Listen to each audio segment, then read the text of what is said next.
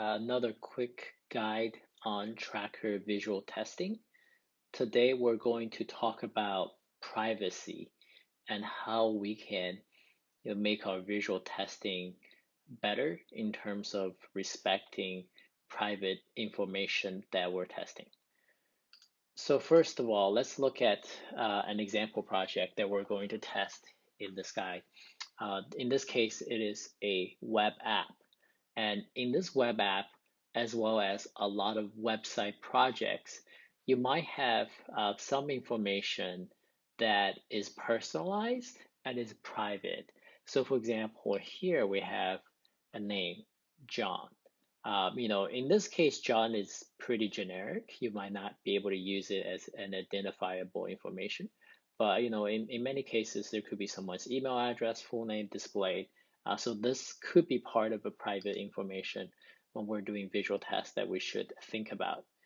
Additionally, if we're testing a page that looks like this, which is the user profile, then of course now there's going to be a lot more private or personal information that is part of the page. So in this case, we have first name, last name, email address, which makes this very much personally identifiable.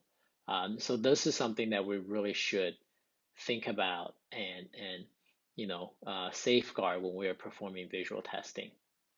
There are other type of information that are also just as sensitive and maybe even more.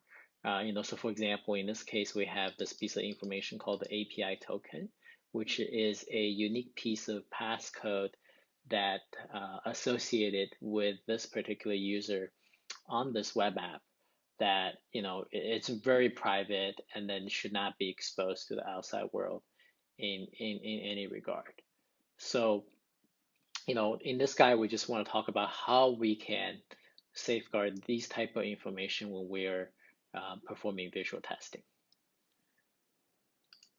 So for example, I've already created a collection of screenshots without any additional setup.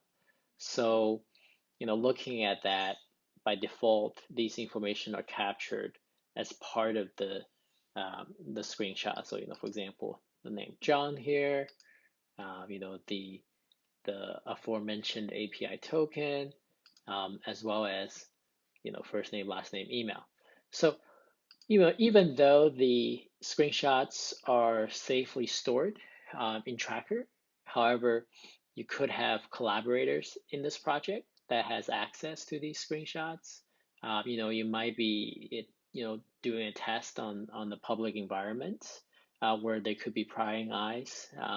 So these are all type of situation where we should avoid, and so we want to see how we can just perform some additional setup to make sure this information is not exposed. So before we do that, I am going to use a Google Chrome extension. If you are using Google Chrome, called Get Unique CSS Selector, it is going to be helpful when I set up, the areas where I wish the private information not to be exposed. So let's take a look. So in this case, I'm just going to the project settings, and then I'm going to go to the advanced tab. And then there is a option called mask elements. This is where I can apply a mask on areas of the pages that I don't want to expose. I don't want it to be part of the testing. So this is the feature that we want to use to hide those personal information. So let me go back to my pages, and then I will use my my browser extension, the CSS selector one. I will right click on this part, and then I'll copy that CSS selector, and then I will paste it in here. Again, I can add another item.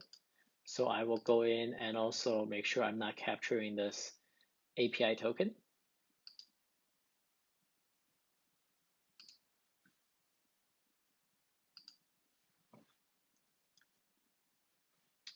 And then finally, I will also make sure that I am not capturing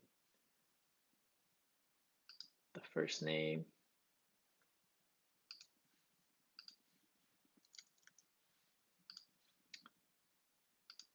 last name,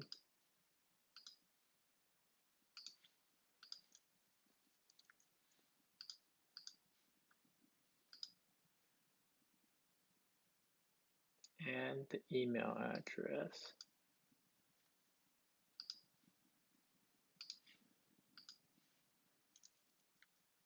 All right, and then I will save this project setting again.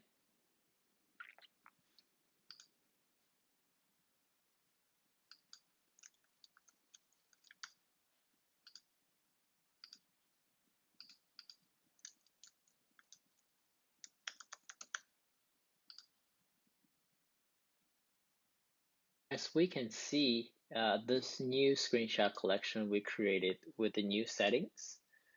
Now we don't get the private information here, and then in all the other places, that piece of information is blocked out. They're all masked.